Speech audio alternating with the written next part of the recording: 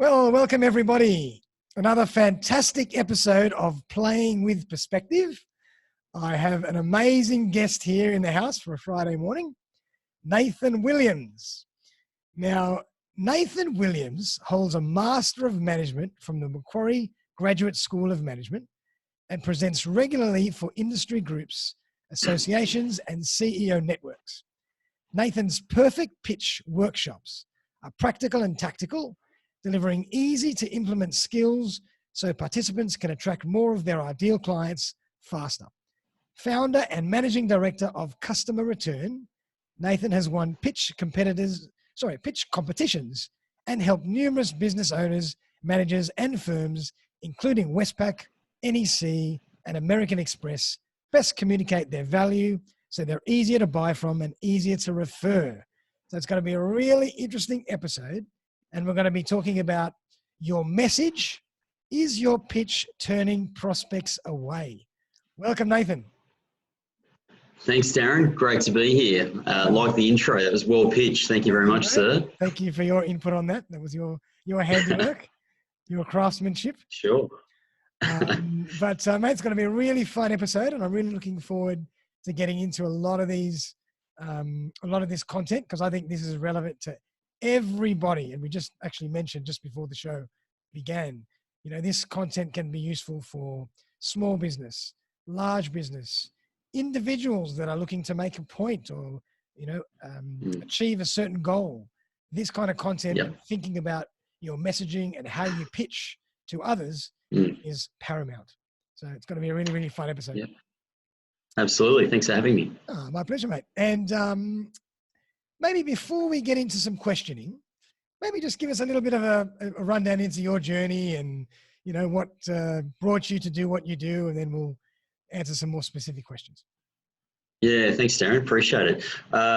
Look, just quickly by way of background, this is my fourth business in 25 years, so I must have figured out pretty early on I was going to be a bad employee. So I've been in business a long time, really enjoy it. All the businesses I've been involved in, when I think back on it, have been off the basis of having a good pitch, a good sales process, and a good referral strategy. I've done a Master of Management in Marketing, as you said in the intro, by way of background, so I understand the value of marketing and getting the messaging right. But what's really interesting, I find, Darren, is you can do, a Master of Management is like doing 3/4 of an MBA, but you can do a whole MBA and learn nothing about pitching, about selling, about how to introduce yourself, which I find interesting because nothing happens in business until a sale is made. So that's just a brief part about me. Customer Return as a business, the business I founded and run. We've been around for 10 years, and look, from the get-go, we did work around customer feedback, helping people with certainly a little bit with their pitch, a bit with their sales process and their referral strategy. But then in 2013, I went in a pitch competition, had to pitch to 300 people. There were 4 judges. There was this key criteria we had to address in only 5 minutes. So it was a really high pressure public speaking or presenting scenario. Absolutely. And what was interesting for me, Darren, is I saw people come into that competition at the start of the day.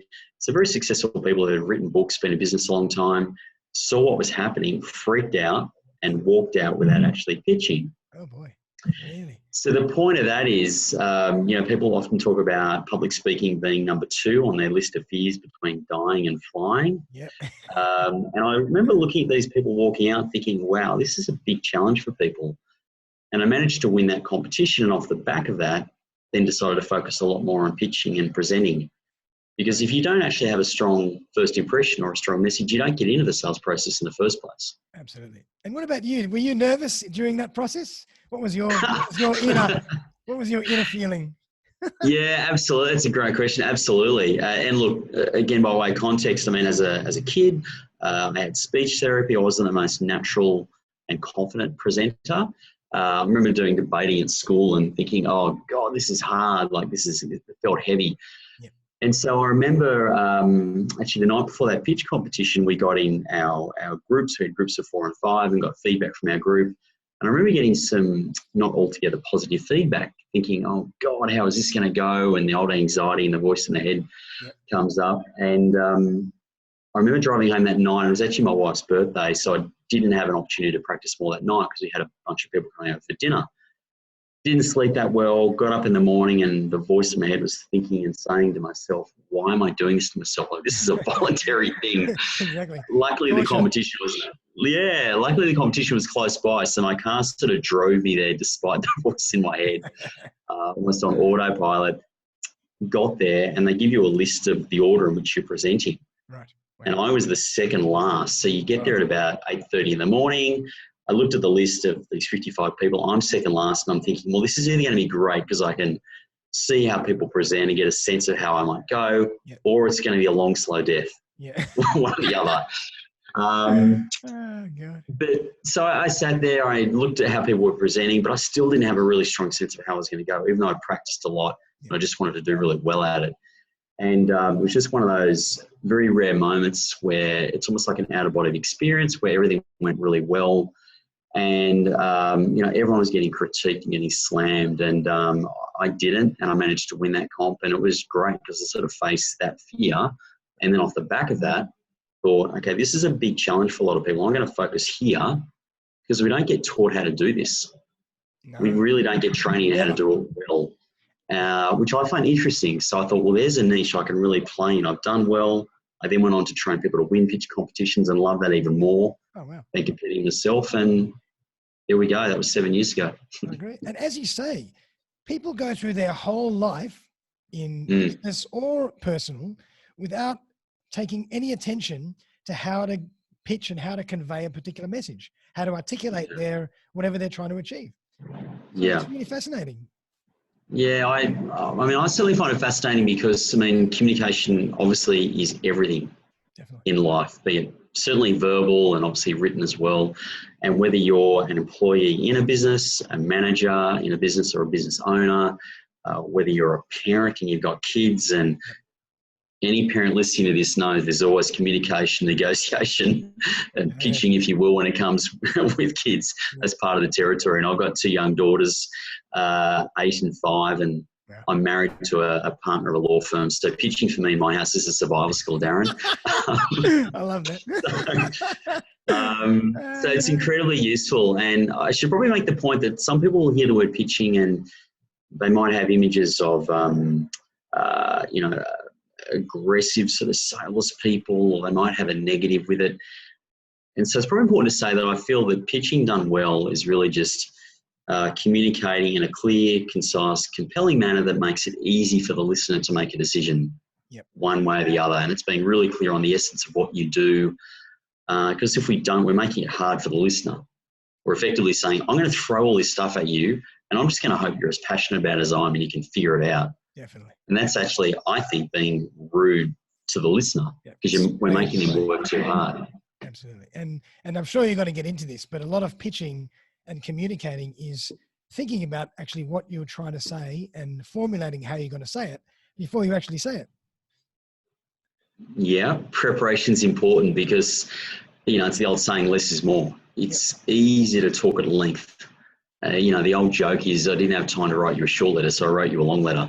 It's easy for people just to rip and come out with all this content, but I find not a lot of people have the discipline of thinking about what's my message, who's the market or the audience, and how do I best connect those two things, be it through verbal or written communication. So, if I'm writing an email, for example, often I'll do a few bullet points, look at it and think, how do I then edit that? So I'm respecting the person's time and making it as easy as possible for them. Excellent. So let's jump in. I'd love to get further into this stuff. Sure. Define for us what actually is a pitch, and what are some different situations or examples when we could use a pitch more effectively and should use a pitch more effectively. Yeah, thank you. A pitch is really any scenario where, there are small and big pitch moments, I'll call them. So a smaller pitch moment might be when someone says, and this might sound a little extreme, but when they say, hey, Darren, how's your week been? Or what have you been up to? Or obviously, so what do you do?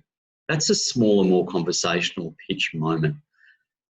A bigger pitch moment is obviously the more formal pitch competition scenario I mentioned before, or if there's a boardroom presentation, or we've got a phone call or a meeting with a prospective client. So there are small and big pitch moments. Okay. Either way, if the listener can change their impression of us after a conversation or a moment like that, they can change their impression of us, Yep. then that's a pitch, whether you think about it in that way or not. So there are some of the smaller and bigger pitch moments. Probably to get more granular around that just briefly. If we think about a networking event, for example, there is what I would call the pre-meeting, how's your week been? So what do you do sort of conversation. Yeah. And what do most talk, people say when they get asked? Small talk type of stuff. Small talk, yeah. I mean, I think life's too short for small talk. You know, I remember seeing some video recently about the concept of big talk and getting big issues quicker. Yeah. But you're right. I mean, it is sort of what we categorise as small talk. And what a lot of people say when they get asked the "How's your week been?" question, a lot of them say, "Oh, mate, flat out. Yeah, just really busy." Yeah. Like, what a dumb thing to say if you're at a networking event looking for more clients, right? So not a lot of people think about that. You know, they could be telling a story about a recent client they were serving that then gets the listener thinking about how they could maybe add value for either them or somebody in their network. Perfect. So there's that conversation.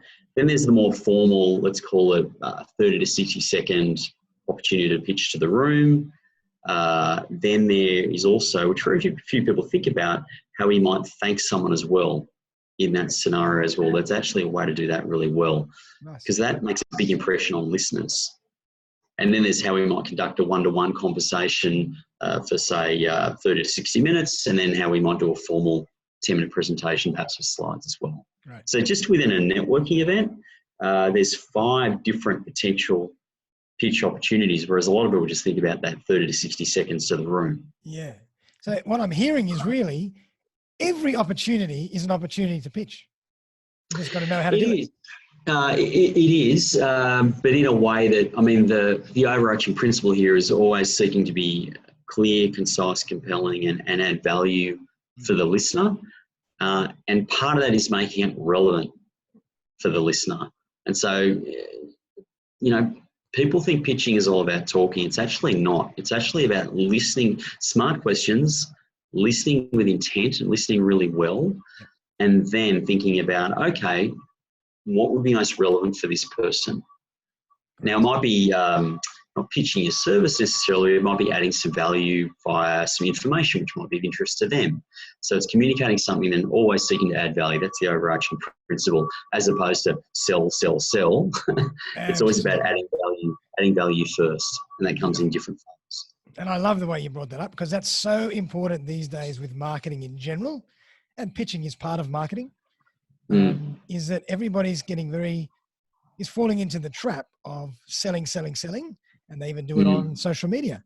Whereas if you try to address the needs of your customer and tailor, as you say, make it relevant and tailor it to your customer, it's a whole different conversation. Yeah, absolutely. Absolutely. It's all about relevant content in a way that adds value. And obviously done well, then the sales will look after themselves with the right process, the right message, etc. Yeah. There's a lot of noise out there in the market. So yeah, got to cut through that and be relevant to the right market. Absolutely. And build trust and, you know, be credible and become an authority and be liked, and all that kind of stuff just kind of goes along with it.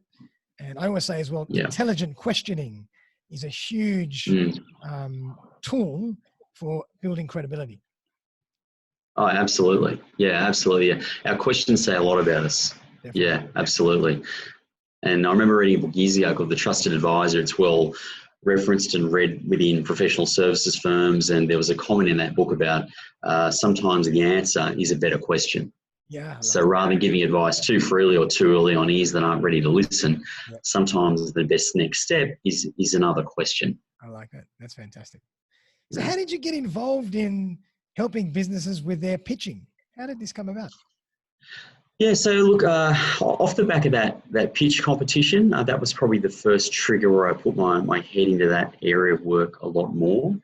And then I remembered, I think it was about 2 or 3 weeks after that pitch competition, was overseas on a family holiday, and it was sort of like we had this one day where we were trying to get from Lake Como in the north of Italy to Lucerne in Switzerland, without boring you with the detail. As part of that, it was kind of like the Amazing Race, right? Taking these different forms of transport. Yep. like a ferry on a lake. And then before we got on the train, we're on a school bus. Yep. Don't ask me how that happened. But anyway, we're on a school bus with these kids. At a school bus. And yeah, it was interesting. And what really struck me was, I don't know about you, Darren, but when I was on school buses, and maybe I'm showing my age here, they were rowdy affairs. Like there was a fair bit of chat going on and back and forth.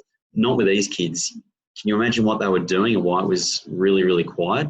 They all had their heads down on their phone, swiping. And look, I'd read about this sort of stuff before, but at that moment it really struck me that, the younger generations, and I'll say from millennials onwards, who've grown up experiencing a lot of life through a screen, whether it's iPad, iPhone, whatever, we're losing our ability to communicate verbally and certainly and in writing as well, because it's all text messages and emojis. And so we're losing that communication ability.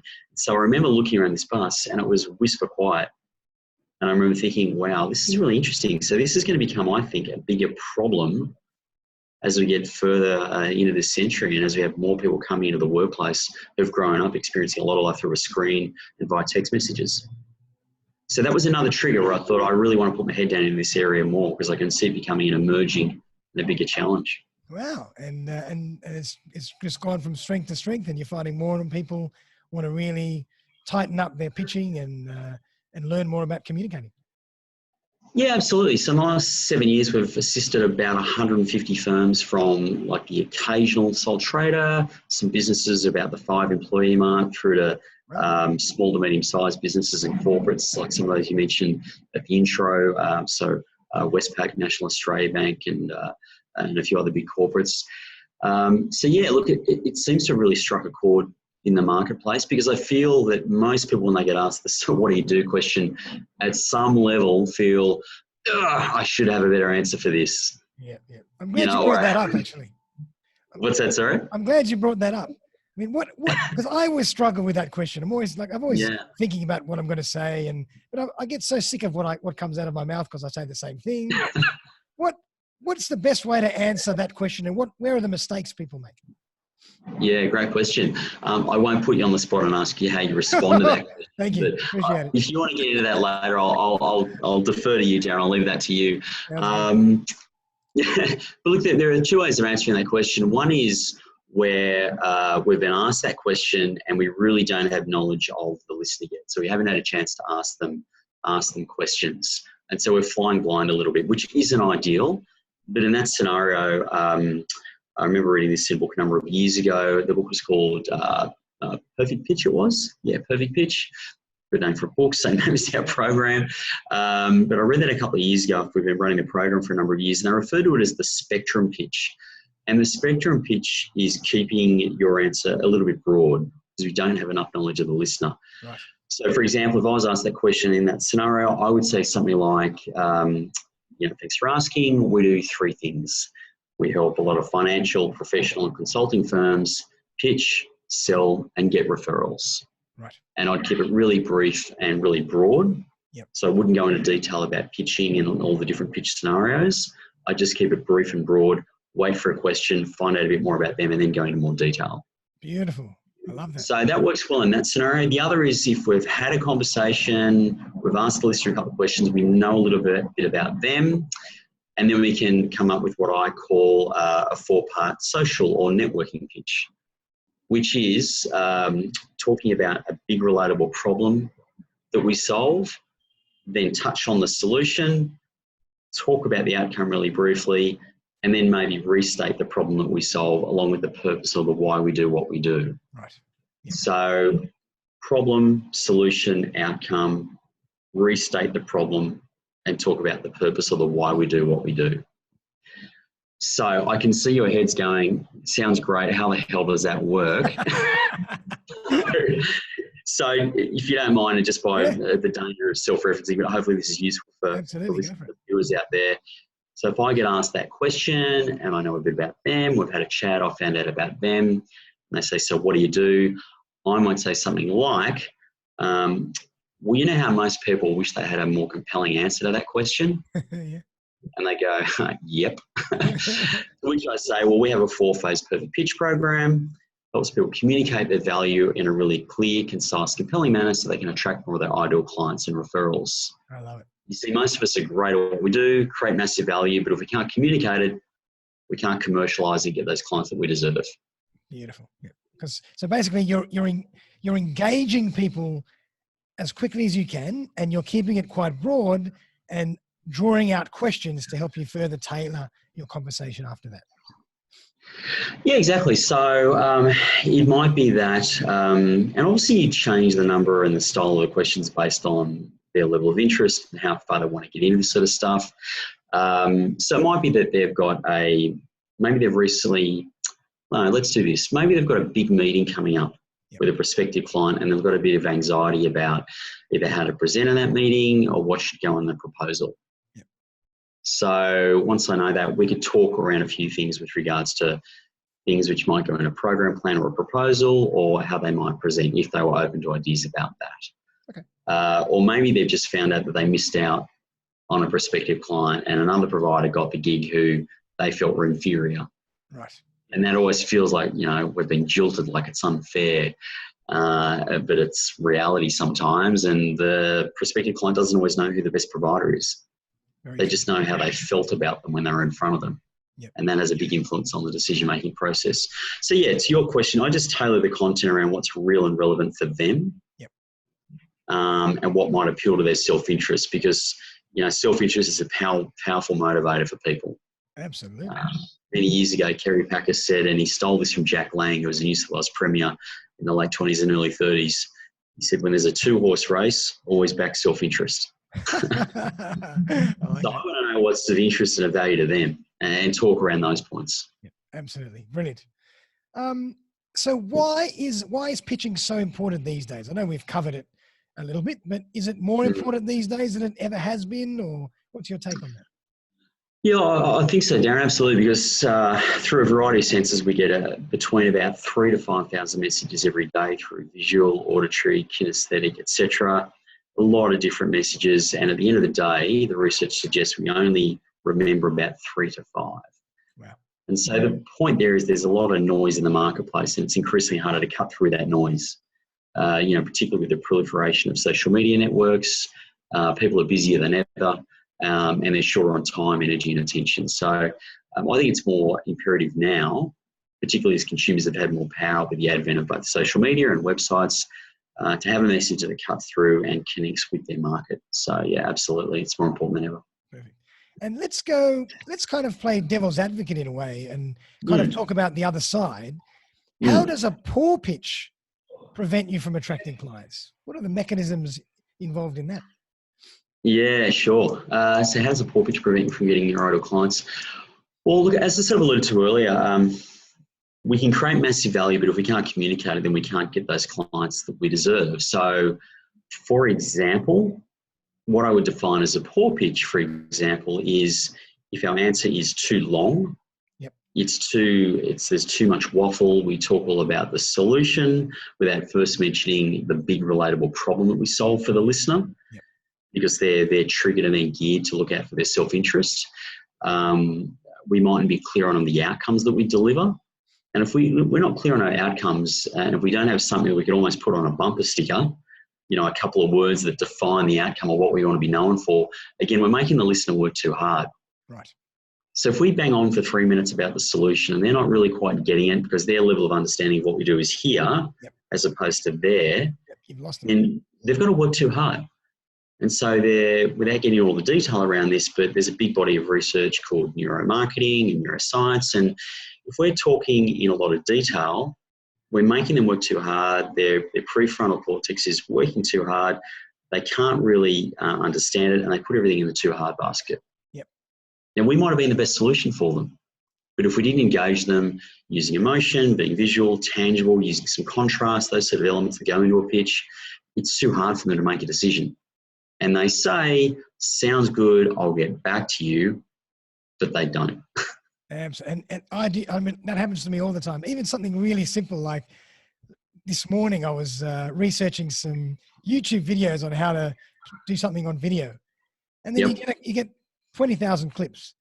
One of them is 5 minutes, one of them is 10 minutes, one of them is 30 seconds. And sometimes I looked at one of them that was 5 minutes, and they gave 6 or 7 different ways to do the same thing. And after the first or Yeah. second one, I said, all too hard, next. I went straight to the 30-second clip, clear and simple, perfect. I Yeah. worked it out, done. And we do exactly the same thing when we're talking to people. Simplicity is underrated. That's crazy. You know, why do we? And again, as you say, if there's too much information and it's too complicated, we have to work too hard. We just say, switch off. Let's find another solution that's simpler, or that seems simpler. Yeah, absolutely. And it's really hard to do that when you're in your own business because you're close to it, you're passionate about it. And often I'll call it unconscious or subconscious mindset is more is more. Yep. We've got to prove how great we are. Let's keep throwing these messages in. But it just confuses the listener or the reader. Yep. So it takes discipline to look at your message, strip it back, really think critically about what are the absolute points of difference we've got that we should mention versus the things which are nice to have that the listener might hear and go, that's nice, but it doesn't really move them to make a decision. So I find with clients a lot of the time we talk about what are your absolute points of difference, that if the listener forgets everything else, these are the maximum of 1 to 3 points you want them to remember. All the other stuff, maybe that's for later on if they ask for more detail. Yep, I love that. So simple. Keep it simple, keep it concise, keep it engaging, and invite them on a journey with you and invite them to ask you more questions, which means you can educate them along the way, step by step, not all at once. Yeah, absolutely. That's a really key point. I'm glad you said that, Darren, because something we always talk about with clients is being really clear about the objective of the conversation or the piece of written communication, rather than just going rip and putting all this content down or communicating verbally. For example, when someone gets asked, so what do you do? I mean, what's the objective of the answer that you give to that question? The objective is to get them saying, tell me more about that. That sounds interesting. You don't have to give your whole corporate history. Yeah, they don't want to hear your life story. They don't want to hear your corporate story. They just want an answer that's relevant to them. Absolutely. No one's as interested in what we have to say as we are. You know what I mean? Keep it back, keep it simple, respect their time. Yep. So true, so true. And I mean, that kind of covers why we don't pitch more effectively. But are there any other reasons why you think we haven't evolved or learned to pitch more effectively? Is it just we want to? It's all about us, or is there any other reason? Oh, look, I think we've been misled by the education system, Darren. But don't take me there. In that, as I said earlier, like you can go into a whole MBA and never learn it. Yep. And yet nothing happens in business before a sale is made. So we don't learn it unless we're either, say, pitching for investment, or we're in a specific business program, or we're maybe in, say, a really big consulting company, for example, where pitching happens regularly and they might get some outside assistance in. So we generally don't learn it. And so because of that, we're not consciously aware of it. And so we can run around doing all this activity, but if we haven't learned it, it's that unconscious incompetence, right? We don't know what we don't know. So, I always make the point that it's not anyone's fault. It's just that often they haven't learnt it. I mean, I know I was in business for a long time before I went in that pitch comp and really put my head into this space and sought out the information, learn it, applied it, put my angle on it and tweaked it and started implementing it with clients. So we generally just don't learn it. Yes. Definitely. There's a lot of sales books out there, and there's some pitching books about pitching for investment. Yep. But there's very few books about pitching for business in general. Amazing. And I mean, I'm going to go slightly off script and just throw a question out here. If you know of anything, I'm just wondering, do you have an example or a case study that you could draw on, obviously being confidential, of where you might have helped a person or an organization and the results were incredible after you taught them? Yeah, thank you. Okay.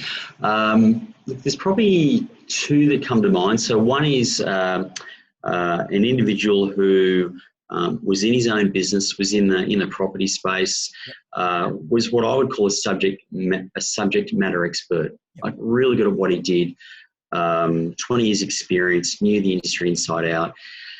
And we had a perfect pitch review session where I got him to pitch to me and take me through some of his content and to look at the questions he asked, the key messages he normally used. And long story short, his conversion rate leading up to that session was 15%. So he converted 1 in 7 deals in the 3 months prior to us doing some work together. Yep. Off the back of that 90-minute session it was, I gave him 25 recommendations, 3 of which I said, look, these are really high priority. Yep. And if we do these together, this will move the needle on your results. Fantastic. And then in the 6 weeks post that session and through going through a perfect pitch program, he converted 7 out of 7 deals in the 6 weeks post that program. Incredible. So he went from 15% to 100%, and he cut the time frame in half by which he was getting those opportunities as well. He went from 3 months to 6 weeks. Wow. Now, he didn't learn anything different or better about what he was doing, about the technical expertise of what he had when he had to relay, but he just got much better at communicating in terms of key messages, the questions he asked, being a little bit more assertive where he had to be as well. Yep. Not aggressive, but having that conviction and that belief to ask the tougher questions and to be a little bit more direct in some of his messaging. Yep. And that was enormously satisfying because, we didn't make him any better at what he did technically. We just gave him the skills, the content, the confidence to relay it better. And so I get enormous satisfaction by seeing people get those sort of results. So fantastic. And as you say, I mean, he is already a subject matter expert, so he can be authoritative when he has to be. But if he delivers that, he or she, if he delivers that with confidence and delivers that in the right way, it's taken well. Yeah, absolutely. And so, I really love doing that. So that was one example. I'll give you another one really quickly. Yeah, it was sure. for a big corporate national health services business with about 440 staff around the country. Yeah. And they saw themselves as a health services business. And I said to the CEO, look, you're actually a professional services business who just happens to be in health. Yep. And he immediately got that because his background was in banking. And so the point there is they need to be more effective at communicating their message and generating more business like a professional services firm. That was their structure. And so I did some work with a team of, it was 15 people, and it was interesting, Darren, because they all hated the idea of selling. Yep. No, we don't sell. We're health professionals. That's not us. We don't sell. And so the initial part of the workshop with them was effectively saying to them, look, done well, selling is simply helping. That's all it's about. And that appealed to them because they're health professionals and they like to help. Yep. And so that was the first thing, really working on their mindset. And then from there, we looked at how they could just communicate more effectively with existing clients and by virtue of that, get them buying more from them. Right. So they had 6 things to sell. They're only selling an average of about 1.5. Off the back of having what I call the by the way conversations to existing clients, which is when you're communicating other things that you could do for them in a very low pressure conversational manner. Yeah. They generated an extra $700,000 in the 3 months after that workshop, which for them was about a 5% uplift in sales, which, isn't huge, but for an organisation of that size to get that uplift across the board was a good improvement in a short space of time. That's right. And that's only the beginning. Yeah, exactly. Absolutely. So, I mean, what I'd love to learn a bit more about is how do you actually go through the process and how do you prepare people and help them prepare themselves to be better pitchers? Yeah, thank you. Look, first step is really looking at what's their current message. So how do they answer the "so what do you do" question? What do they talk about when they're selling? What's maybe on LinkedIn or on their website? So what's the baseline? Where are we at the moment? So that's the first step, to really do the research. We've got various tools on our website to assist with that as well. And then the next step normally is to have a workshop where we go through how they can better do that through the range of scenarios that are most relevant for them, whether it's answering "so what do you do" or more formal boardroom presentations. Yep. So we help build the content with them. And when I say build the content, like literally we do it for them word for word. Like a script. Yeah, a script, but the important point to mention there is we always write it out for them in a way that feels like them and sounds like them. So when they get the document, they're not saying, "I get it, but it sounds like Nathan." Right. Gotcha. They get it and they say, "That's me, like he's got me, he understands how I communicate." Right. And I can see myself communicating in that manner. Okay. So we give them that document, and then within 2 weeks of that, the fourth and final step beyond the research, the workshop, and them getting the document is then actually having a review of how they're using it, how they're implementing it, to maximize their return on investment and to really move the needle on getting more sales. Awesome. So that's the 4-step process of our Perfect Pitch program. And probably to your question, Darren, the biggest thing there is really just getting them to be more consciously aware of how they communicate. Yep. So the example I gave earlier of the person that went from 15% conversion to 100% conversion, the outcome obviously was great. But one of the things he said to me was really interesting. He said, "You've changed the way I look at communication forever." Wow. So when I hear people pitch or sell, I look at it through a different lens. And so it's not just a short-term financial result and an ongoing financial result, obviously, the clients get. It's they get a new filter, a new lens on which to view communication, hear and receive communication, and then obviously do it themselves. Definitely. And once you turn that light on, you can't turn it off. So as you say, once you've explained and displayed to somebody what effective communication looks like and sounds like, they'll always be thinking along those lines. Yeah, exactly. I mean, it's the gift that keeps on giving, given we communicate every day, obviously. So, yeah. And we communicate verbally, in written form, and in video form as well. Yeah, absolutely. And even non-verbally. I mean, people will make assumptions about you before you open your mouth. Yep. So how do we show up? How we dressed? How we're holding ourselves in terms of body language? I mean, all of it is communication. Yep. And is we something judge. That you get into the body language and the non-verbal communication as well.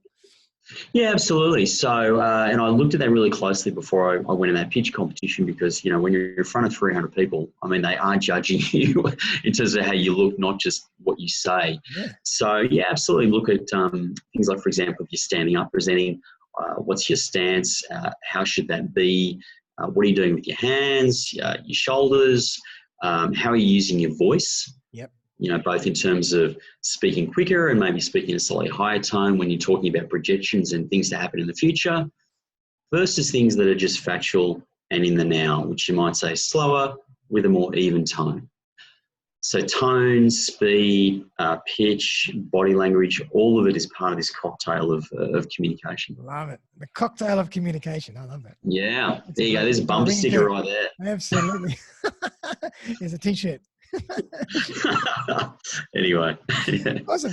So, I mean, just as a final question, maybe can you give us some structure in terms of why, or some, insight into why a well-structured, executed pitch gives us more buying potential and more potential to be referred as well? Yeah, great question. Well, if we've got that clear, concise, compelling message, we're easier to buy from. I mean, that's the first thing. But we're also a lot easier to refer as well.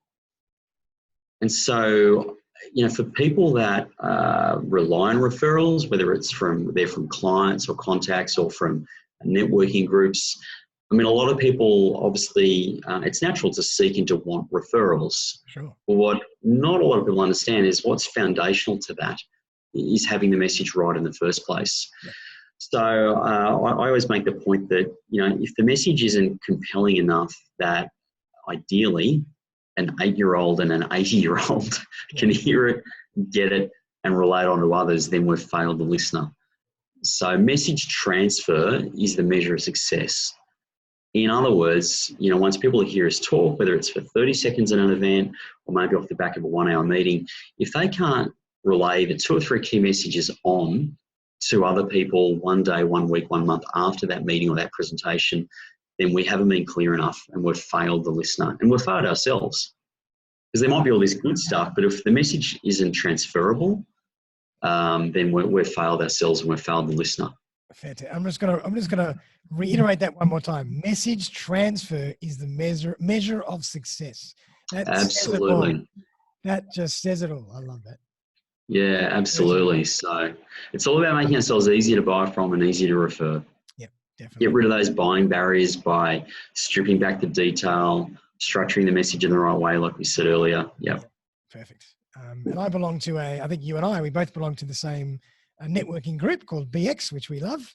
And one of the things we do in BX is when people refer us, we give them a little script or a little 1 or 2 lines into how to present us better to referral partners.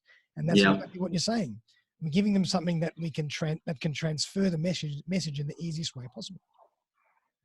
Yeah, absolutely. That's a really good point, Darren. I'm glad you mentioned that. So, yeah, very briefly on that. I mean, we've all had conversations where people have said, love what you do. I'd like to refer you on to someone. And then if we're, I'll call it lazy, which sounds a bit direct, but if we leave it up to them to then have a conversation with that person they want to refer us to, that's actually really risky. Definitely. Because we're relying on them to get their message right, whether it's later that day or later that month. And that's actually really risky. So, because people, even with the best intentions, will mess up the message, and the potential referral can die right there. That's right. Because nobody knows your business better than you do. So only you can really articulate a message to promote it. Yeah, and we want to make it really easy for our referral partners who are good enough to refer us. So I always think it's a good idea to send what I call an introductory or referral email, really short, simple. The referral partner then sends it on our behalf. Ideally, they CC us in on that email to the recipient of the email, so that when we do have that initial conversation with that person, we're starting from the right position. We're positioned appropriately for that conversation, and it just makes it so much easier, as opposed to they ring us up and say, hey, Nathan, great to speak with you today. Darren told me that do some stuff around copywriting. Yeah. Let's just use this example. Yeah, and I'm saying, no, it's not about copywriting. So you're starting off that conversation on the back foot. Definitely. So, yeah, it's about just helping control the message in a way that makes it easier for the referrer and the person being referred. And then when you finally speak to them, they don't have to say, so what do you do exactly? Yeah. You've got to start all over again. They should know exactly what you do before they even ring you. Yeah, exactly. And it's starting from the back foot. So it's always good to avoid that. Yeah. Now, Nathan, we can go in forever. And, I'm sure we could probably go in forever. And maybe we can do a part 2. Sure. It should be a lot of fun. But before we finish up, I always like to ask the star of the show if they want to leave any little tip or nugget that people can put in place and put in practice straight away after listening to this podcast or viewing this podcast. Have you got anything any message that you want to leave us with? God, you want me to add value at the end of the podcast, Darren? It's outrageous. No, I appreciate the question. It's a great question. Thank you. Thank you for reminding me, because I did want to do more of that. So I find the biggest challenge that businesses have, at least the big initial challenge, is not being clear enough on the big relatable problem that they solve and can articulate for the listener. Great. So probably my key takeaway would be ask questions, find out what's real and relevant for the listener. And if there's some sort of connection there, and obviously sometimes there's not, but if there's a real connection there where you think you can add value, express what you do in a way that's a big relatable problem for the listener, and that makes sense to them. So when people ask you, so what do you do after you've had that conversation and found out about them, resist the temptation to talk for, say, 30 seconds about your solution. Because no one cares about our 4-phase perfect pitch program until they understand the problems that we solve. Yes, exactly. So talk about that problem that you solve first. Exactly. So talk about the big relatable problem, and then once their ears are pricked up, then you earn the right to maybe talk a little bit further about what you do and how you solve that. That's right. Once they've realized that they need to get better at pitching, then they're happy to understand what the 4 steps are. Yeah, exactly. Yeah, absolutely. Love it. Yeah. Well, Nathan, thank you very much. This has been a really interesting show, and there's some amazing content here that everybody can get something out of. And Darren, before we wrap up, it would be remiss of me and inconsistent with what we're talking about if I don't try to add some more value for viewers and listeners. Would that be okay? Of course. Because I've got a free offer. Go if you like. So if people go to www.customerreturn.com.au, click on free resources, which is the second tab from the left at the top, and you'll see there's a link there once you've clicked on that to a 30-minute free pitch review. Oh, wow. So if listeners and viewers out there are thinking this might be relevant for me, happy to offer that free pitch review, find out more about their business and go from there. Fantastic. And actually, let's just reiterate one more time, what's the best way for them to get in contact with you? Yeah, certainly. Either via the website by registering for that free pitch review, or they can also fill out, that only takes about 2 minutes, our perfect pitch self-evaluation Yep. in that same area of the website I just mentioned. So via email, it's nathan@customerreturn.com.au, or our contact details in terms of phone numbers are on the website as well. So, Fantastic. but certainly website or email is probably the easiest, and then my phone numbers are there as well. Fantastic, right? Well, thank you again. I mean, hopefully, there'll be some people out there that would love to chat further about what you do. Sure. And it's been an absolute pleasure having you on the show. And so all the listeners and viewers out there, have a great Friday. And we'll have much more next week from Suspended Animation. See you soon. Thanks, Darren. My pleasure.